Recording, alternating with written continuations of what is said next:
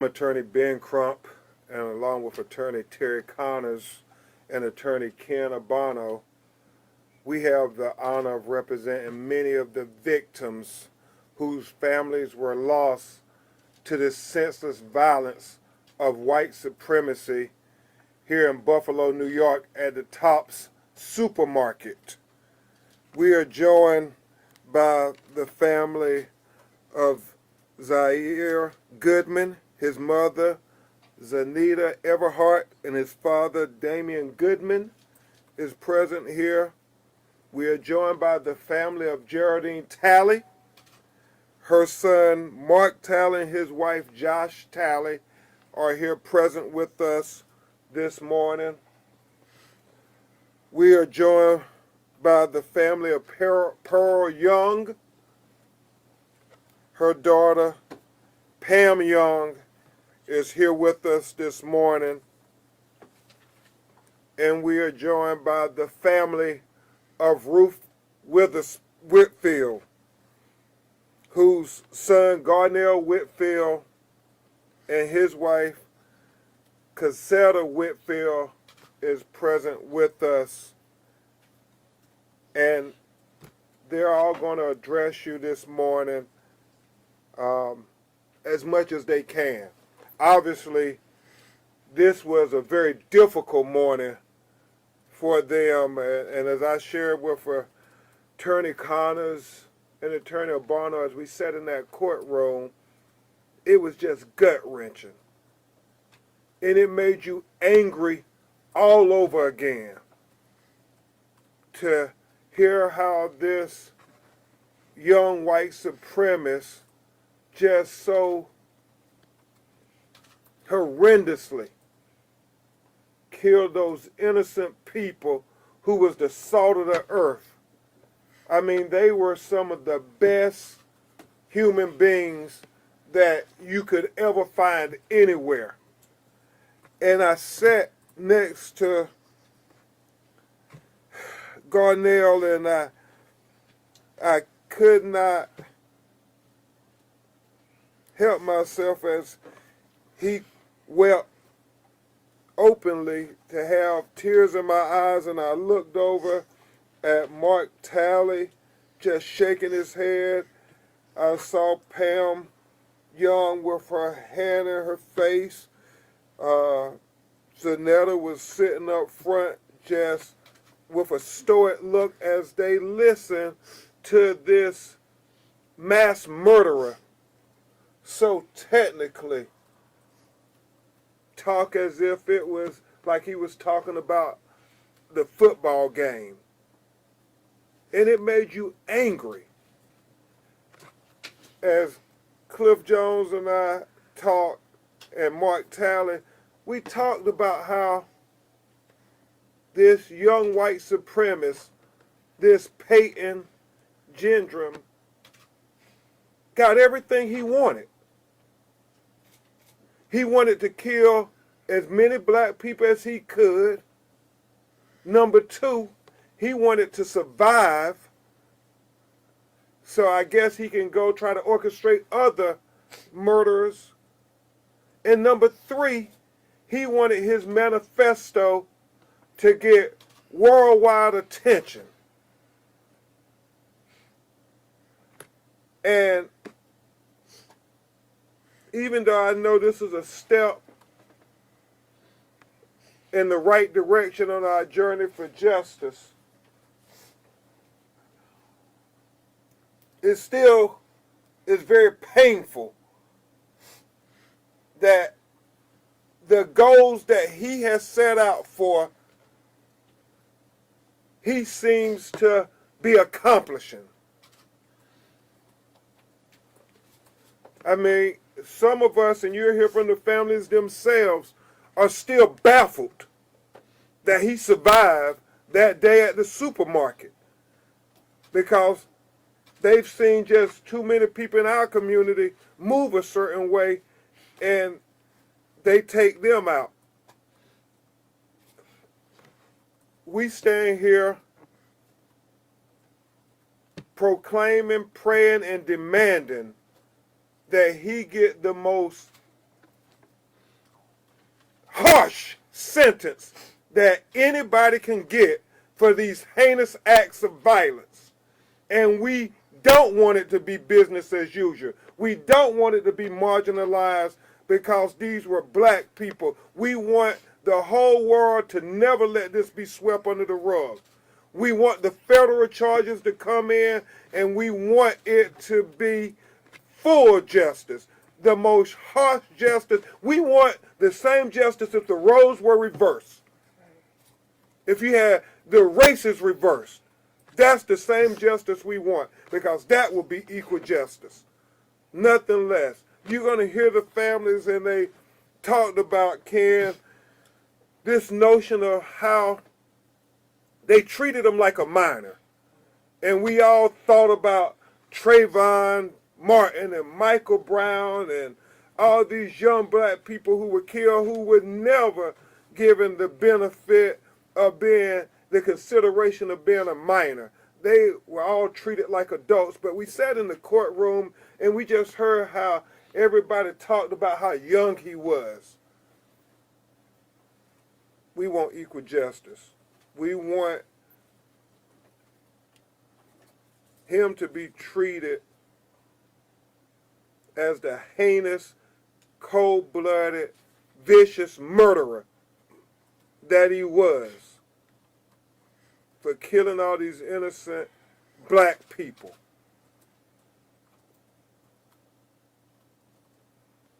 It is emotional. And we are angry. You're going to hear from my great co-counsels, Attorney Terry Connors, who hails here in Buffalo, who his community is very, very personal for him, and he lives here every day dealing with these matters, and he and I talk constantly about how we don't let people forget about the victims of the Buffalo shooting massacre. We know America has a short attention span. So I thank you, Terry, for doing everything in your power to continue to say that their lives matter. And after Attorney Connors, you'll hear from Attorney Abano, and then we'll introduce the families to you. Attorney Connors, thank you. I've sat in a number of courtrooms over the years. I've stood in a number of courtrooms over the years, been involved in a number of cases, many of the groundbreaking cases in this community. But I've never sat in a courtroom and heard such bone-chilling terror as was matter-of-factly spit out of his mouth of that shooter. I almost couldn't believe it. It was as though he was bored halfway through the recitement of the allegations against him. And Ben has said that he achieved most of his goals, and he may have achieved some of his goals that he set out for, but I will tell you this remarkable group of people that I'm privileged to assist in this matter, they have a lot of goals too. Amen. And this is just the first chapter of accountability. There is much more to come, because we're going to see that these remarkable people are able to bring something positive out of what is the most horrible tragedy in their lives. And that's what they want us to do. They want us to hold people accountable, get them answers, and we're going to do that.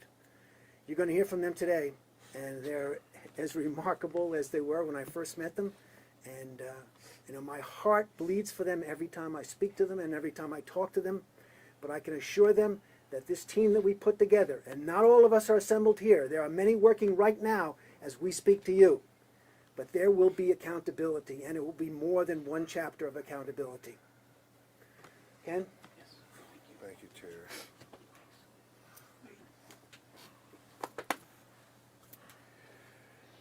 As Ben spoke of full justice, as Terry spoke of accountability and many other chapters, we are here for these families. We are here for every family that's been affected by this horrible tragedy. We heard some questions of D.A. Flynn that touched on certain areas of gun control and other areas of social media control. And people want to use that word control. This isn't about control. We are going to work tirelessly to depoliticize what we are going to do. The corporations know what they're doing. The corporations know how they could stop the radicalization of impressionable people. They know how they can prevent these types of guns from getting into the marketplace and become killing machines. Those are our goals and our missions for these families and for every other family that we pray will never have to go through this again. So this is a long road. It is a long journey. But we are in this most definitely for the long haul.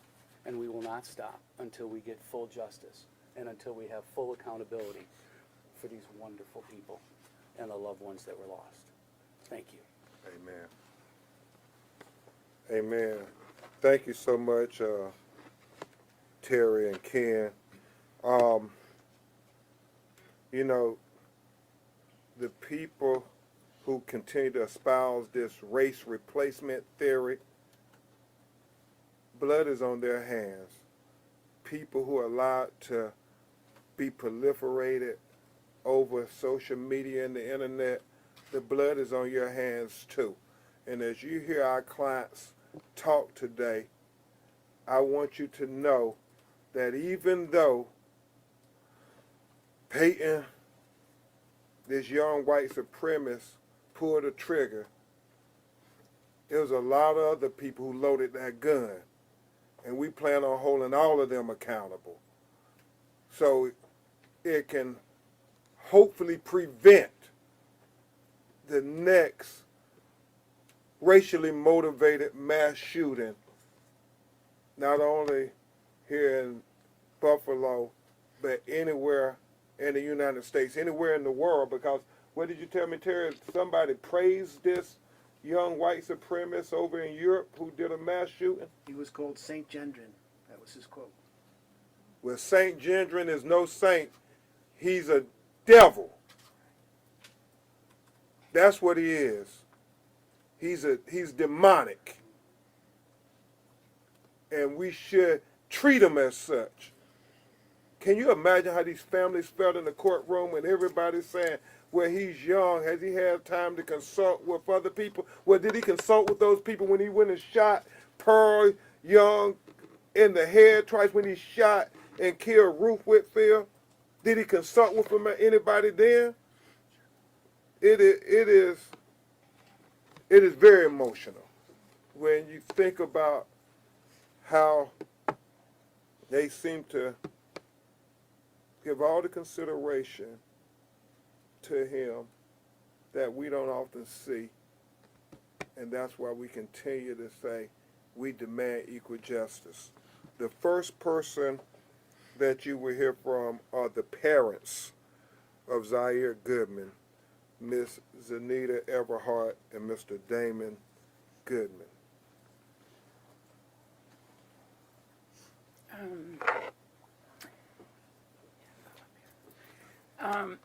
I didn't prepare anything to say. I'll just say that first, thank you all for continuing to cover this story. And today was not easy. Today was hard. For me, the hardest part was a lot of what was read out loud in the indictment. I had never heard before, because even though I've done hundreds of interviews with many of you, I haven't watched the news since this happened. I haven't read a newspaper article, and so a lot of the details I didn't know. And then to hear Zaire's name spoken out loud, that was a hard pill to swallow. Because it just brings back that day all over again. The only thing I know is from what Zaire told me. And sitting in that courtroom today and being kind of perpendicular to the terrorist, for a while, I just watched him. Because I go to these court hearings and things because I just need to be in the space of the person who tried to kill my son. I don't know why I need to be near him, but I do. But as he was talking, it was the sound of his voice kind of annoyed me internally because it was a very nonchalant voice. Although the questions they were asking him were yes or no or guilty or whatever, the way he said it was very nonchalant. And to me, it's because he's been treated that way. Young white men in his position who survive these mass shootings that they cause tend to have the support of a community who think that what they did is okay. And it's not a problem, and they're just doing what they're supposed to do for whatever sick, disgusted, twisted reason that they believe. And his voice made me feel sick, but it showed me that I was right in all the times that I've said that this country has a problem. This country is inherently violent. It is racist. And his voice showed that to me today because he didn't care. He didn't even feel, you couldn't hear him in his voice. He was just a robot. And to me, America showed up in that terrorist today because that is a part of America that black people see every day. And that's all I got to say.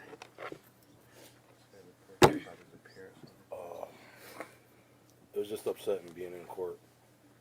Clearly this child is guilty of mass murder. The way he's been treated from day one to this point, for me as Zair's dad, is unacceptable. These victims had no chance of survival because of his act. Yet he's being extended every courtesy imaginable while he's incarcerated or what have you. And like she said, it's just very upsetting to sit there and watch.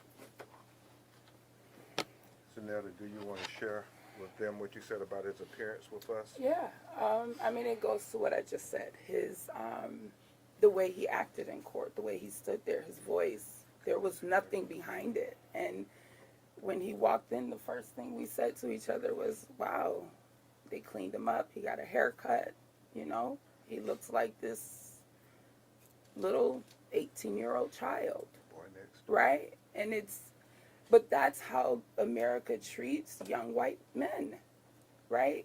We keep them that way. We show them in a way that doesn't make them look threatening, and it's disgusting because if that were my son, if that were Zaire, you know, pictures of him would have been in a hoodie and, right? Like, that's how we project black men in this country. And we clean up our young white kids. They would have made a young black man a thug. Nobody has made Payton a thug. He's a thug. He is a thug. He's a demonic thug. But we don't paint his picture like that. Thank you, Zanetta. Thank you, Damon. Next, we will hear from the son of Miss Geraldine Talley, Mr. Mark Talley, who's been doing everything in his power to turn his pain into power and advocacy. Mr. Mark Talley. Love you, brother. A lot of people here right now. I don't talk to a lot of people in here, a lot of familiar faces, and a lot of the interviews in which I give, I say, you know, I'm introverted and a really non-emotional person compared to my mother. Maybe that should be the wrong thing to say. I don't necessarily have the good emotions in which society deems that, you know, a big black male should have. I have the negative ones. I have a lot of anger, a lot of powerful bass and passion when I speak. Honestly, I had a young woman tells me I look like the type of person who, if you saw me walking down the street in a hoodie, I would cross the street. And she said it as a compliment to me, because once she got to know me, that's the first thing that came to her mind. So that shows you about the state in society where talking to a black male, a tall black male, it's a compliment to say, no, I'm not going to walk her down the street. So in court today, a lot of anger was over my body. I was angry how the judge was constantly talking to this gentleman like he was a little prepubescent 6th grade boy. I hate how they show the pictures of how he looked, and then you see him in the courtroom. You see him with a 6th grade, middle school haircut, clean shave, looking real scrawny and nervous, surrounded by a bunch of policemen. I was angry that they didn't have him look at the faces of the family's victims that he ruined and scarred for life. I hate how when people refer to him, they call him a little boy or a young man. Last time I looked, in America, 18-year-old, you're an adult. Because I know if the roles were reversed, let alone me committing an act of terrorism, let me just punch the first white person I see on the street. I highly doubt the judge would be calling me a young man. I'm 33 years old. I've looked this way since I was 18. So I highly doubt the judge or the court system would give me the benefit of the doubt. I'm angry how when you constantly hear about this Tops terrorist attack, the first thing you hear is about this man. Not boy, not a young child, young man, this man. You constantly hear about everything he did, the manifesto he's written. You don't hear about the goodness in which Attorney Ben Crump and Terry Connors and the council are trying to do to get him to face justice, to get him to go to jail for life. You don't hear about the good work from the citizens here in the city. You don't hear about the good work Zanita is doing as a DEI for Senator Tim Kennedy. You don't hear about the good work that Garnell Whitfield is doing here in the city of Buffalo. You don't hear about the good work I'm doing along with my organization, Agents for Advocacy. You don't hear about the love that's being expressed by the families of the victims, such as Pam. All you hear about is this man, this racist attack he did, and how he had it linked up to 4Chain. Heck, 4Chain has gotten much publicity out of this for the past 6 months that they've ever had before. You don't hear about how there needs to be more legislation for gun control. At the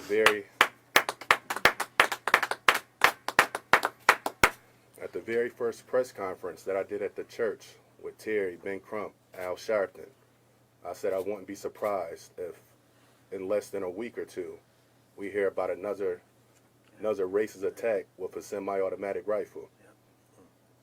Unfortunately, in roughly 7 to 9 days, another racist attack happened in Uvalde. Soon after Uvalde was forgot about, because another racist attack happened in Chicago. Same MO with a semi-automatic rifle. Parade. Unfortunately, that lasted for a little bit until we hear about another semi-automatic attack at Club Q in Colorado. And unfortunately, just recently, we hear about another attack with somebody killing 6 people at Walmart. 2022 is going on record now as the most mass shooting attacks ever, with over +5 people being killed, considered a mass attack.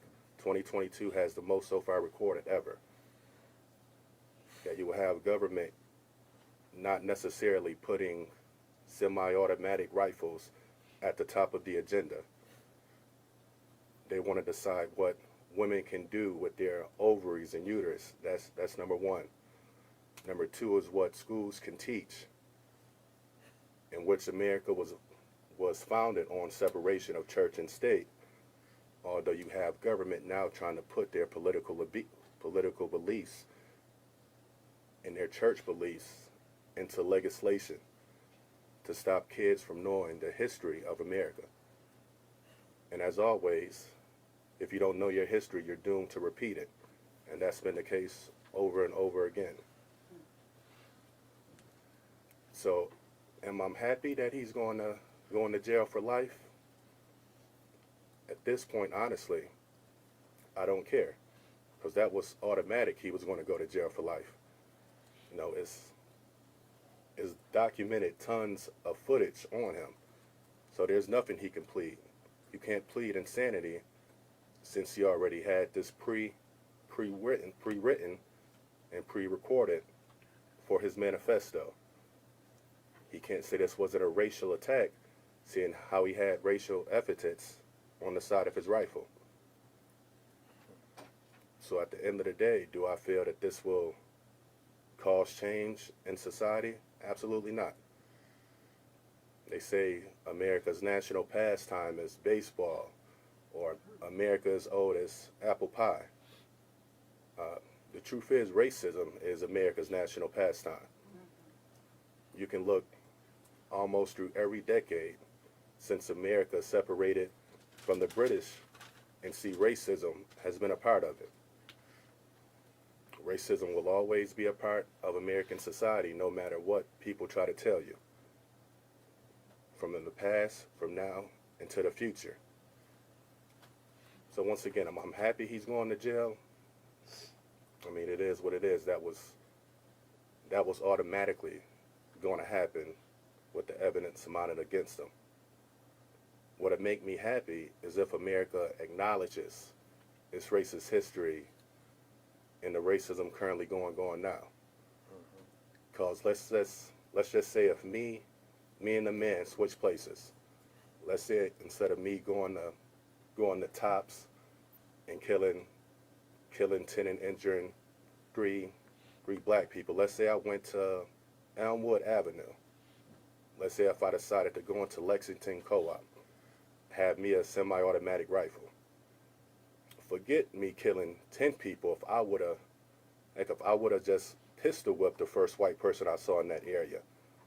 The cops would have automatically been on me, shooting first, asking no questions. Instead, this man got politely escorted out of Tops while in jail for his court date. Got a nice haircut, nice shave, mustache off. They made him look weak and scrawny when he wasn't weak and scrawny and clean cut on May 14th. So what that shows is that America, society, the legal system, the way they prosecute minorities is different from the way they prosecute everybody else. So if I would have went to jail and committed a terrorist attack on May 14th, I would still be looking the same way now. And it's unfortunate that this stuff continues to keep happening. But like I said, it'll keep going forward. America will always make the minority look a lot more rougher and scarier than they are, and they'll just make the average white person look like a prepubescent boy or girl. Thank you, Mark. Thank you for bearing your heart and your thought-provoking insight because that was your mother, Geraldine Talley, who he shot and killed. Cannot say enough about how the enemies of equality won't win this war. This is a very dark moment. Hopefully, it will rally us to our better angels to say, these two Americas cannot continue. These two justice systems. We have to make it equal justice for every citizen in America. Citizens like Pearl Young, who was absolutely an angel. You're going to hear from her daughter, Pam, to tell you about her mother and how she felt in that courtroom today. Miss Pam Young. Thank you all. Let me begin by saying a quote that I like to say because I think it's important right now. We need to park right here. We don't need to go fast forward. We don't need to go and drive. We got to park right here. We got to park at why this man didn't end up on the ground on May 14th. We got to park here. Yeah. We got to park at why he came into the courtroom looking all cleaned up. We got to park here because you know what I remember? I remember what the media did to Trayvon Martin. I remember the smiling face that he had when Trayvon Martin, and we heard it and we were all so sad. And then I saw the media change him and put him in a hoodie. But they did the exact opposite today. They made him look, as Mark said, like a pubescent teenager. He was a man. Yeah. We need to park here. America needs to park here and look at ourselves and ask ourselves, why are we doing that? Why is it that we change the narrative when it's a black boy? Why is it that our black boys, when they're 10 and 9 years old, they're called men, but he can be 19 and we consider him a boy still? No, there's a problem with that. We need to park here, America. We need to park here and ask ourselves, why are we doing the things we do? Why do we think the way we think? And it requires us to be introspective. It requires us to start really going deep down on the inside. But if I were to say anything today, I would say, let's park here. Let's think about what happened, why it happened. Let's think about why he was taken into custody when others can have their hands up and they're not taken into custody. They end up on the ground with bullets in them. My mother had bullets in her. I did not know, Attorney Crump, I did not know the full extent until I came here today. And I had been saying to myself, Pam, maybe somehow she was taken immediately, but that's not what I heard today. What I heard was that she was shot a couple times before the fatal shot. What do you think? How does that make me feel? Now, I've got to go back and relive 6 months of what I thought, and now it's changed. And he gets to come in looking like a little teenage boy. No. We got to park here, America. Are you willing to park? Are you going to go and drive? Go to the next story. Go to the next city. No, no, no. Park right here in Buffalo. Ask yourself why it happened. Ask yourself what kind of nation are we that this is allowed? Ask yourself, why are guns on the street that can take so many people's lives in 2 minutes and 3 seconds? 10 people killed, 3 of them injured. Ask ourselves why our politicians refuse to believe in white supremacy. Ask ourselves why the FBI can go in August and testify and they still say that white supremacy is not real. We've got to call it out. We got to park right here. Thank you. Thank you, Pam. My Lord. Thank you, Pam. And finally, you'll hear from the family of Ruth Whitfield. Garnell Whitfield has been a voice that has echoed across the country when this tragedy first happened. And him and his wife, Cassetta, are going to come and address you. And I know this is extremely difficult for him. So he will be speaking for him and his family. Thank you, Ben. thank the families who've already spoken, the attorneys. They've already laid this out for you guys. I'm not going to spend any energy talking about him because he really is just a pawn in this whole thing. Like Marcus said, like Senator said, and Pam, we have a problem in America, and it's much bigger than May 14th. This has not happened chance. This was all planned. This was intentional. Our communities are intentional. This is different. I've been around the country, as has been said, with other families who have gone through similar experiences, you know, where their loved ones have been shot down. But Buffalo is different. Buffalo, and what makes Buffalo different is the condition of this community before May 14th. Is the reason why he targeted this community. Is because it's segregated, it's under-resourced, underfunded, it's discriminated against, it's criminalized. All of those things led to May 14th. And that's what we got to talk about. I heard a lot about justice today. There is no justice unless we deal with that. There is no justice unless we deal with what facilitated this murder, these murders. We got to talk about that. We got to talk about, you know, the conditions that are in our communities that exist intentionally. Let's not beat around the bush. Let's not, you know, around the edges. We can talk about gun legislation. We can talk about all of those things. They're important. I support it. I've been around the country talking about new gun legislation. These things are important. Laws are important. But until we humanize each other, until we are seen as human beings, until we are treated as equals, deserving of our breath, deserving of our lives, then nothing's going to change here. You know, I said it all the time, my mother didn't deserve this. None of these people deserve this.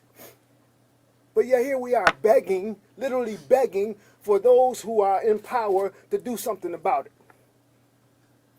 You know, I'm a cancer survivor, and I'm a cancer survivor. And one of the things when I was diagnosed is I had to decide on a course of treatment. The first thing I had to do was acknowledge that I was sick and go to the doctor. Okay? That's the first thing I had to do. Okay, and then when presented with the options, I had to decide which one of those options would facilitate my continuance, my living. Which one of those would give me the greatest quality of life and the greatest chance to live. And at the end of the day, I tried some holistic treatments. I tried all kinds of things along the way. At the end of the day, the cancer was still there. I had to make a decision. And the decision was to have surgery, radical surgery, because that gave me the best opportunity to live. They had to cut it out. They had to kill it. They had to kill the cancer. And that was 21 years ago. That was for 9/11. I was going to go to New York City. That was 9/11. I had this diagnosis. And I'm here today because I decided to do something about it. And what's America going to do about the cancer of white supremacy? What is America going to do? Tell it. We've been putting Band-Aids on it. We've been all around the edges. We've been very kind with each other, and we've been pleasant and all that. Let's stop pretending. The problem is white supremacy. This country was founded on it. It was founded on it. It's still here today. It's a part of our it's the fabric of our society. It's why our community looks like this today. Let's stop pretending.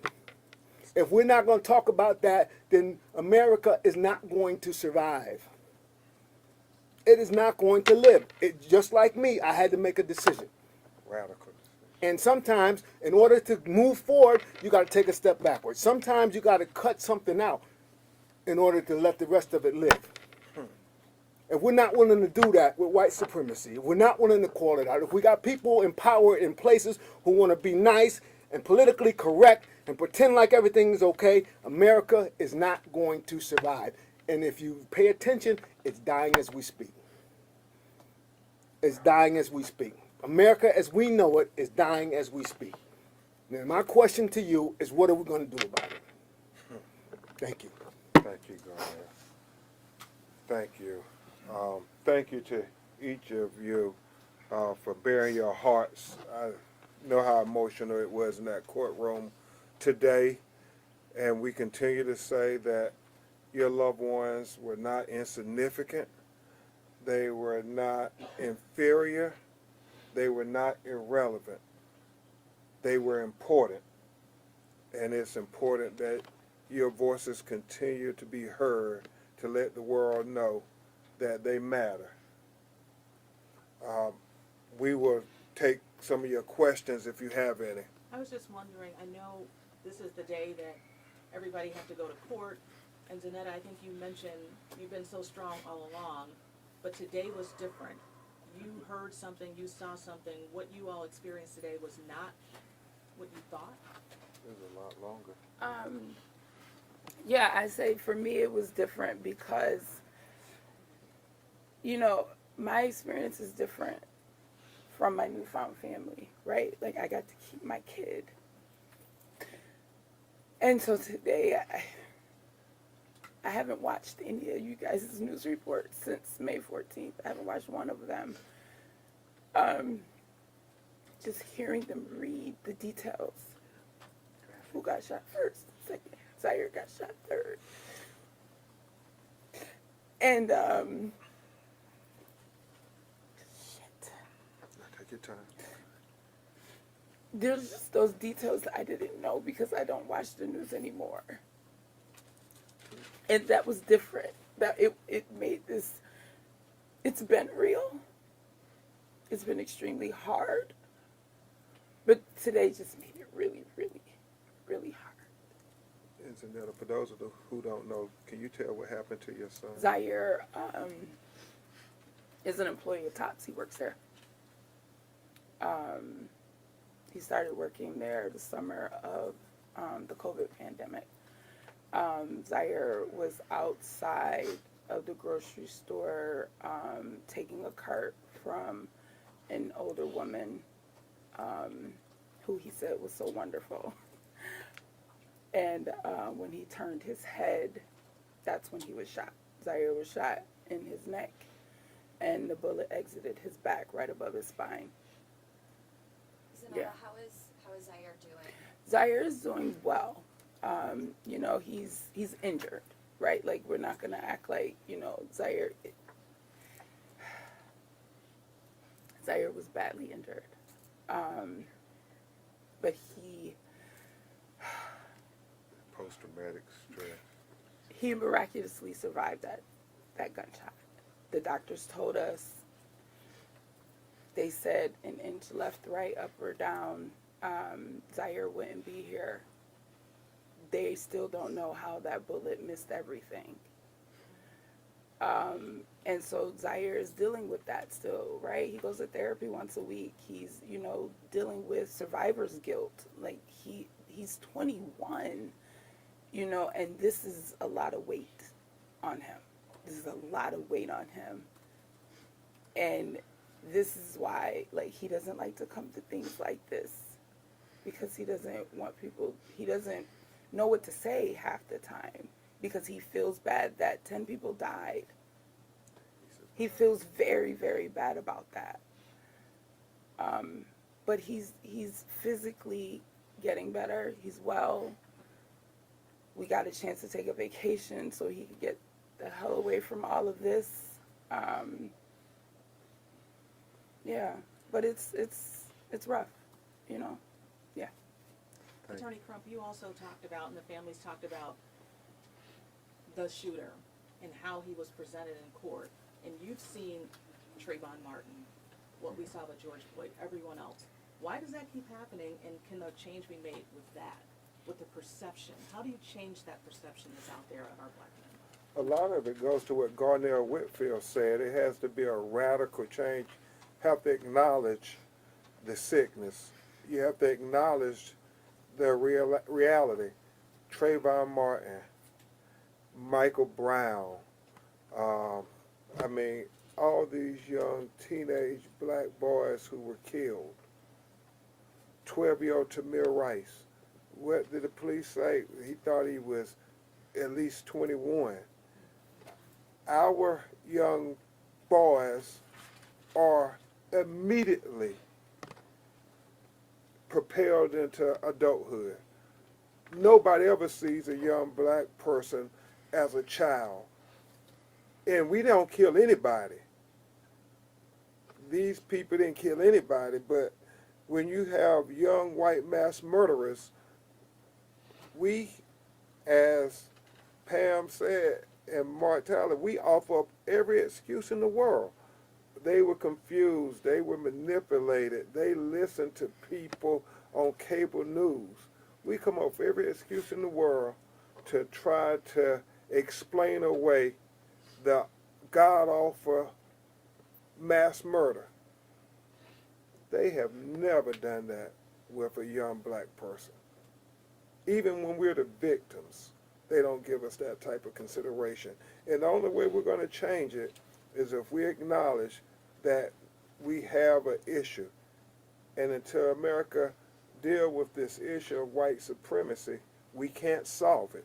We keep trying to look the other way. We keep trying to say it's not that bad. You know, it's not that important. Well, it is important. And we should put it at the top of our agenda if we want to try to be the America that we purport to be. This question is for the family members. You'll all have the option to talk to, address the shooter. Will you do that? And if so, what do you say? At sentencing. Yeah. Yeah, I think everybody's saying yes. Yeah. Yes. You know, my thing is to be able to look him in the eyes, because I think about that he must have looked at my mother and seen her just as a black person and unworthy. So I want to look him in the eyes. I want him to see me, and not just because I'm a black person, but I want him to see me and for him to know that he has caused so much pain to so many people that we did not deserve, that he took from us some of the best in our community, that he came from his community and took those who are wonderful in our community. But you know what I always say, he does not deserve to get a whole lot of attention. Now, do I want to keep what he did out there? Absolutely, because we have to acknowledge white supremacy. We have to acknowledge where it came from. We have to acknowledge that there were thousands of thousands who were watching this on Twitch. We have to acknowledge that in America, there are people that took joy out of seeing him kill people. That's a reality. That it might be some students that are in your children's high schools, in your children's colleges. That's why I said we got to park here. And we got to have the conversations. So absolutely, I have seen things that I want to say to him. Amen.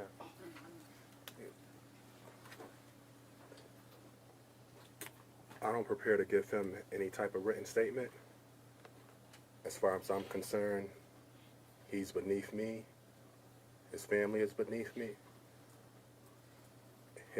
Anybody who he's ever came in contact with is beneath me. His community knew that he had problems and did nothing to try to mitigate it. The only hope, joy, and pleasure in my life is that he gets sentenced and has to remain here in the city or close to it. I don't want him going out to Niagara Falls County, Cattaraugus County, Broome County, Alden County. I want him to stay right here in Erie County, whether at the holding center or someplace else nearby.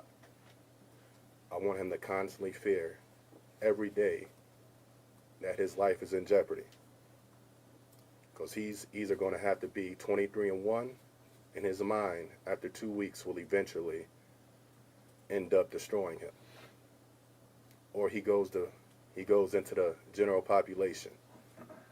If he goes to general population, whatever happens, happens. So I want him for the rest of his life to constantly have to think his life is in danger. I want him to have to live with that fear. I want that fear to eat him up inside, because that's the same fear that my mother went through. She was the last victim. I saw the video when it first started leaking, and I saw the 2 shots going into the side of her head. So I want him to feel the fear that my mother felt, that something horrific is going to happen to him. And I think the best chance of that is going to happen in Erie County.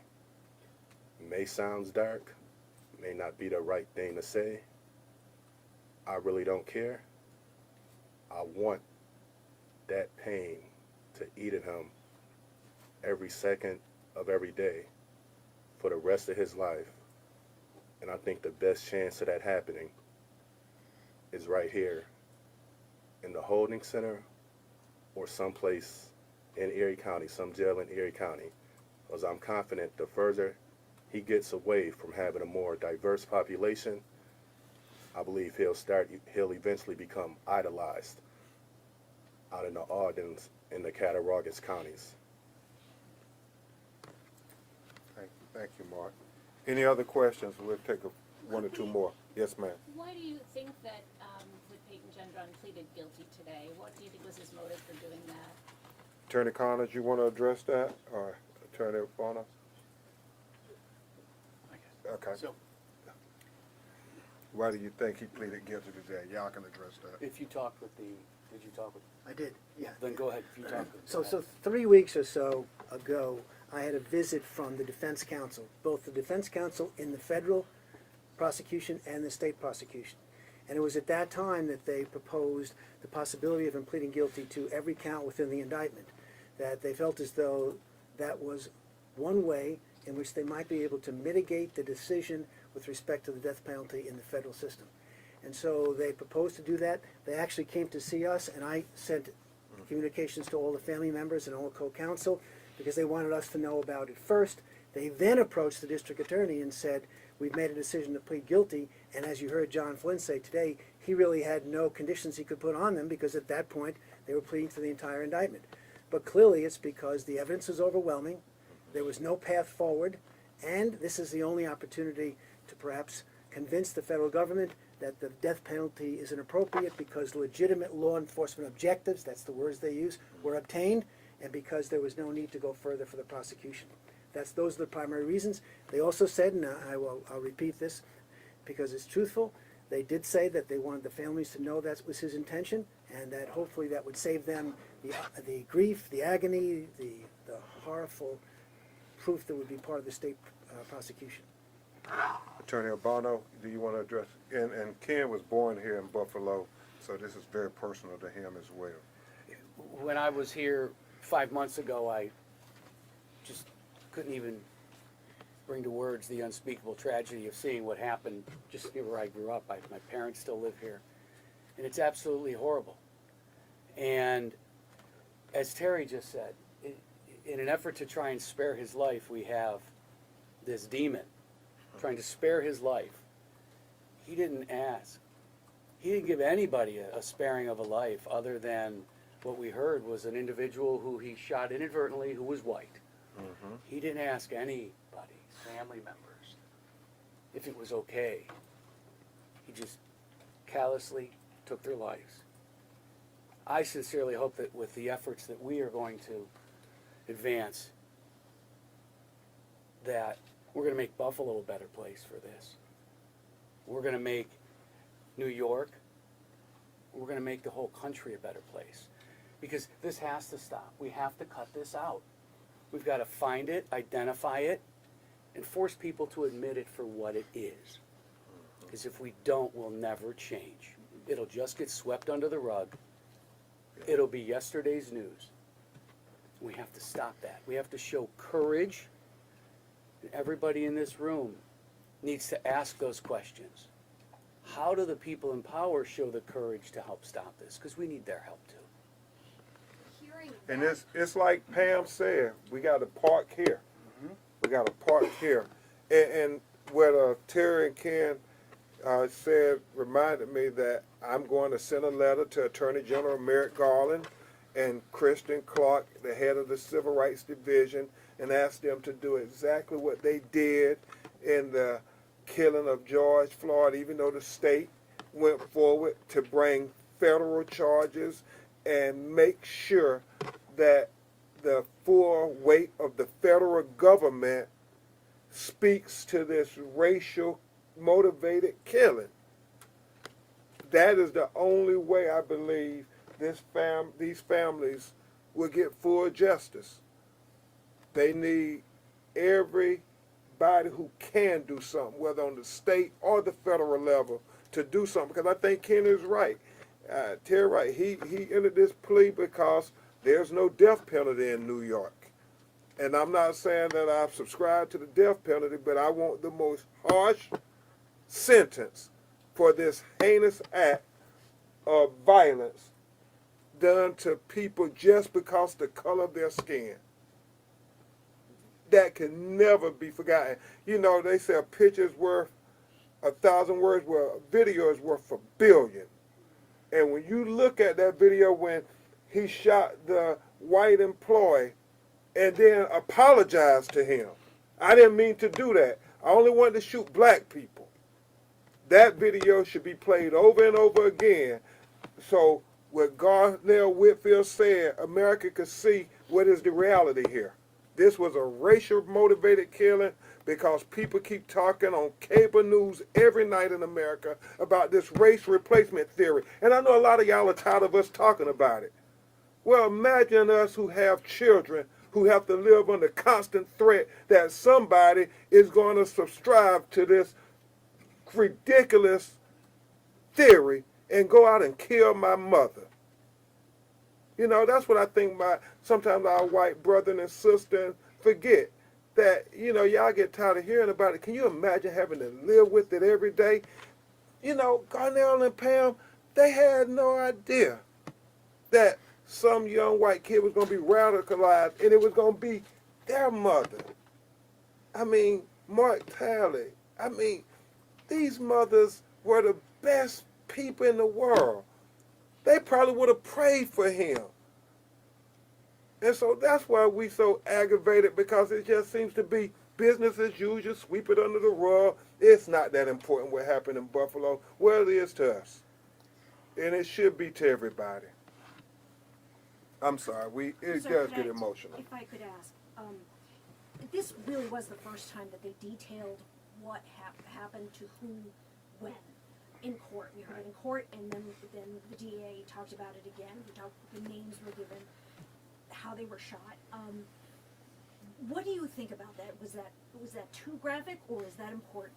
No, unfortunately, it's both. It's very graphic, but it's important because people need to see the picture of hate. You cannot say that it's not reality in America. It is reality.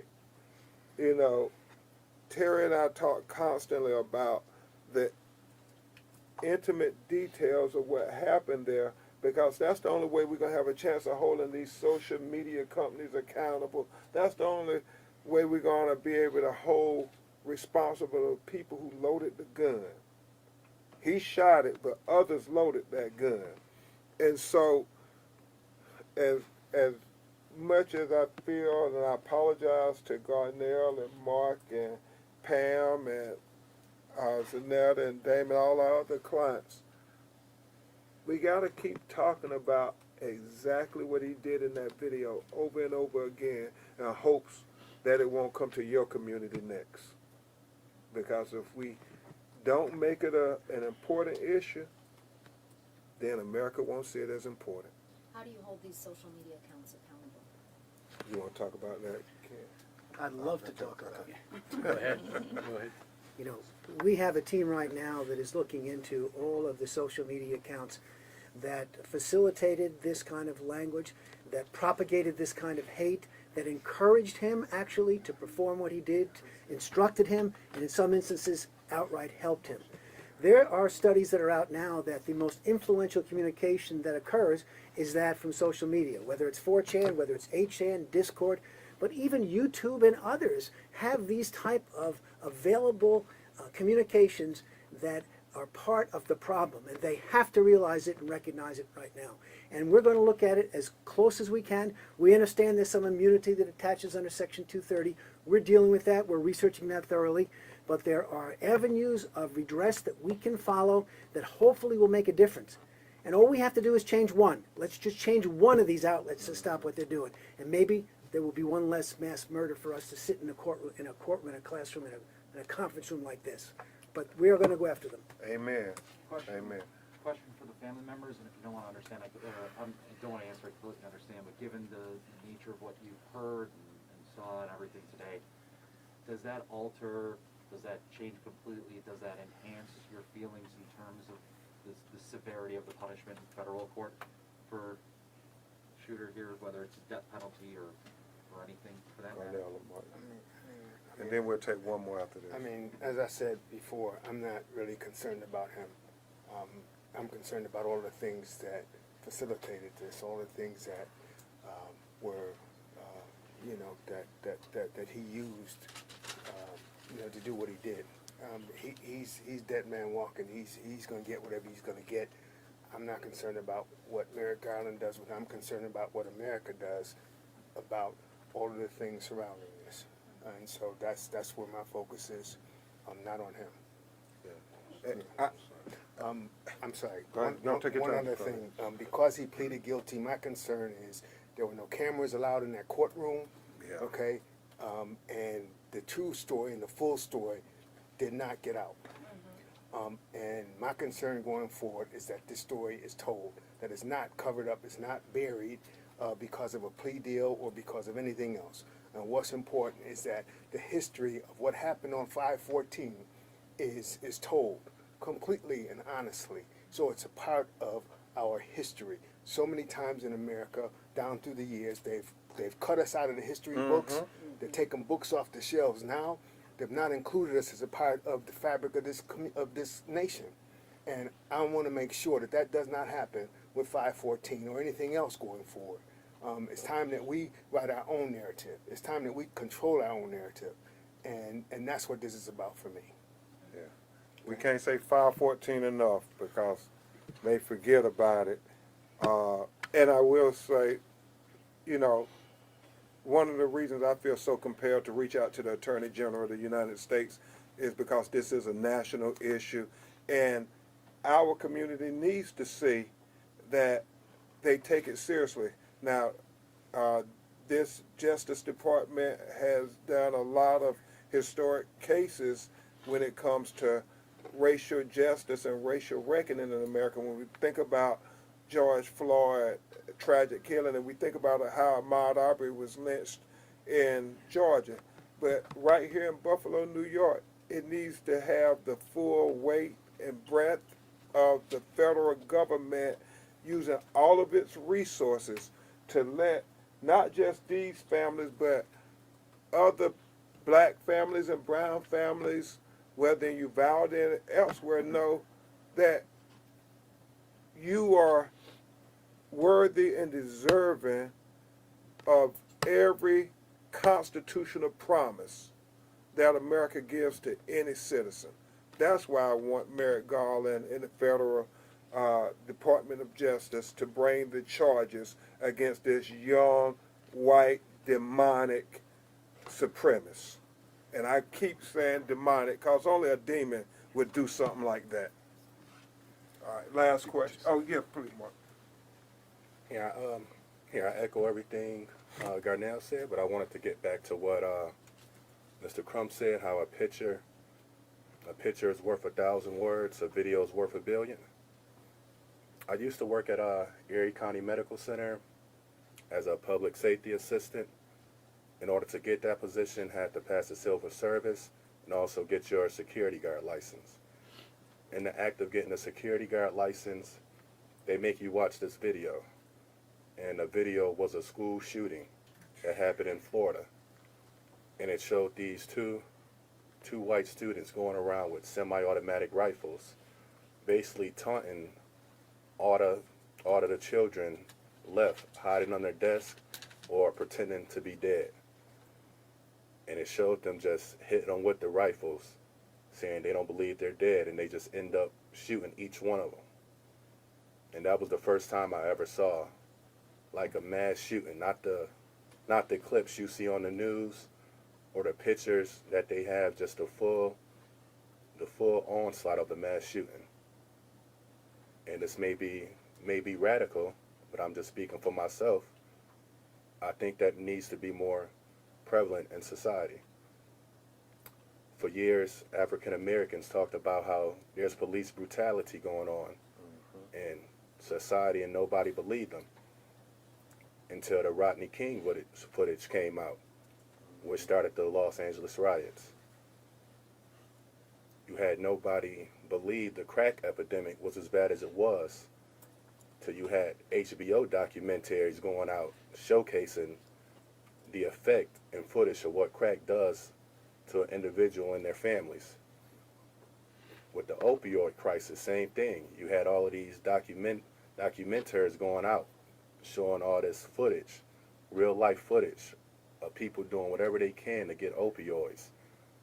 Whether they're shooting them in their neck, arm, or genitals, they showcased it. The Black Lives Matter movement, that never would have got started and happened as fast as it did without the footage showing the policeman with his neck on George Floyd, with his foot on George Floyd's neck for roughly 8 minutes. And I think that's what they need to start doing with more of these mass shootings. Like I said, I watched the entirety of the footage. And it's one thing to constantly talk about racism in America, or talking about mass shootings, banning semi-automatic rifles. But until you actually see somebody with an illegally modified semi-automatic rifle pointing at people and just shooting them, you can't feel the pain and sorrow of what it is. Thank you, Mark. Hopefully we'll all, as Garnell said, remember 514, and we will refer to the murderer of their mothers and fathers as a demon. No more trying to make him look like the clean-cut young boy next door. No, he was a demon. And if he did this to your family, you would be thinking he's a demon. Because he did it to our families, I don't want you to think anything less. We thank you. We will keep you updated. Attorney Connors, is there anything else? No, I think we've covered just about everything. The one last, probably the exclamation point of this is, when you're doing the interviews of our new superb governor from Western New York, who is a terrific addition to the state, remind her that the Grieving Families Act is on her desk, and she needs to look at that carefully and sign that, because that's important legislation. Attorney Urbano, anything else? Okay. Anybody? Thank you all. We'll keep you updated.